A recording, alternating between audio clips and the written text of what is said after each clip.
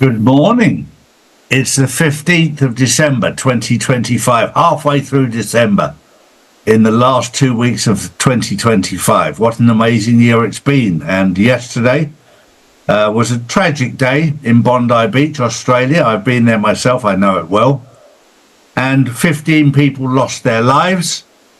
Another 42 are still in hospital. A gunman. Very interesting this. The gunman was announced by Israel within half an hour of it happening as being an Islamic terrorist. Allegedly. The moment I heard that, the questions started to come as to how would they know? How would Israel know? I know it was Hanukkah. I know it's a Jewish celebration. I'm fully aware of that. But how would they know it was Islamic terrorists, or what they call Islamic terrorists, who did this, who committed this heinous crime of killing people, whoever they are? Well, the reason that Israel knows, first of all, Israel created ISIS, allegedly. They created Al-Qaeda. They created Hamas. They created the Houthis. They created Levante, which is ISIL. They created Hezbollah. They created Boko Haram. They created Al-Shabaab. That's how they know, because they created these terror organizations. Allegedly, they're in charge of them. And then I started to dig, and dig I did. This is going to be breaking news that will blow your mind. Who created Islam? It's amazing when you go down a rabbit hole how silent the tea becomes. There's a rabbi at the bottom of everyone, and yes, you're right. The Jews created Islam. Allegedly, they created Islam to attack the Christians.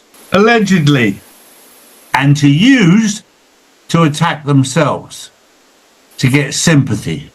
These people are truly evil. These people are satanic. When you realize that, then everything else that you see around the world makes sense. Up until now, the Jews have been able to control mainstream media. So they can control the narrative.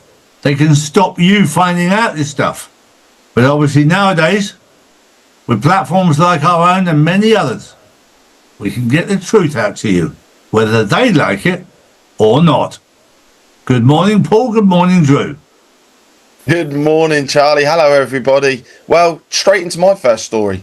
Western officials are raising concerns over secret meetings between Ukrainian negotiators and the FBI. Ukraine's lead negotiator, Rustem Umerov, has reportedly held multiple closed-door talks in Washington with FBI Director Kash Patel and his deputy Dan Bongino. Sources say the secrecy has alarmed allies, with speculation the meeting relates to pressure on Kiev to accept President Trump's peace proposal.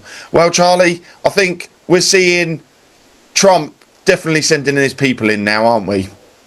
We are, but the moment they talk about secret meetings, you know that this has been dripped out there for a purpose. Because if there were secret meetings, we wouldn't know anything about it. But if by the nature that we know about it, they're not very secret, are they? Now, I've had secret meetings that nobody knows about, apart from me and that person in there. And the whole word secret means that nobody knows. If somebody knows that there's a meeting going on, it's done on purpose to trigger, to provoke. And this is what's going on at the moment. There's distraction everywhere. But I can assure you, if I wanted a secret meeting, nobody would know about it. Next up, let's talk stats.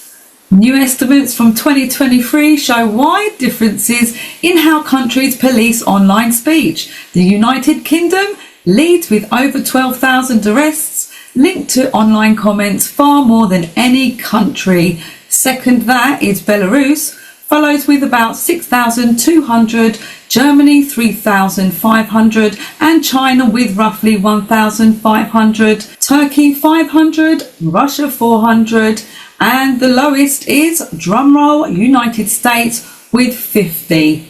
These figures, compiled from multiple sources, highlight a growing global trend.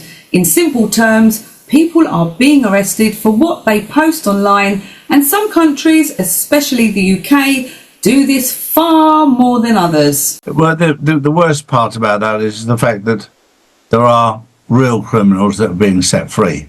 There are people out there that are raping people and murdering people that are walking free. We're seeing that in the UK.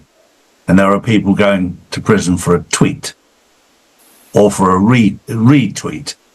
I mean, this shows how upside down the world is. But having said that, this is all part of the pantomime. And if you're living in the movie that's playing out right now, it'll feel incredibly real.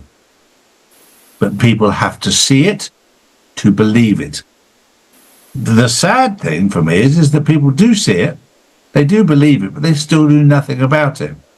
And there are many apathetic people out there who just don't react when things like this happen, but thank God for those people who do. Paul. My next story, 3 Americans have been killed in Syria in an ambush by an Islamic State gunman, according to the US military. US Central Command says 2 soldiers and a civilian interpreter were killed near Palmyra while on a joint patrol with Syrian forces. 3 other US service members were injured and the attacker was shot dead at the scene. President Trump described it as an ISIS attack and warned of a serious retaliation as the incident remains under investigation. There is so much distraction going on right now that for those people that are awake and aware, you can see immediately that, and I'll tell you right now, it brings joy to my heart when I see all of this distraction, because it means that we are getting closer and closer to the time. And we are extremely close to the time. True. Next up, the UK accused of pressuring the ICC over Netanyahu's case. The criminal court prosecutor has claimed the UK threatened to withdraw funding if the court pursued another arrest warrant for Israeli Prime Minister Benjamin Netanyahu. The allegation raises concerns about political interference in international justice, as the ICC depends on member state funding to operate. Critics say such pressure undermines the court's independence and reinforces accusations of selective enforcement, whilst supporters argue that the ICC lacks jurisdiction over Israel. The dispute highlights the growing tension between international law and geopolitical power. Well, this is all part of the exposure. The International Criminal Court should be able to hold everyone accountable. But of course, Israel holds the purse strings. So Israel says, like it does with nuclear weapons, it says it doesn't apply to us. The only country in the world it doesn't apply to us. So the only way to stop that happening is to remove fiat currency. And that is exactly what's happening. Because without fiat currency, they have nothing. So as we move into our new financial system, they lose control completely. My final story of the day is just a bit of fun, really. Greenberg, Steinberg, Goldberg, Iceberg. At least we know who sunk the Titanic now. We'll see you tomorrow. Have a wonderful day. Take care, everyone. Bye-bye. Noble Gold. Real assets. Real value. Your wealth protected.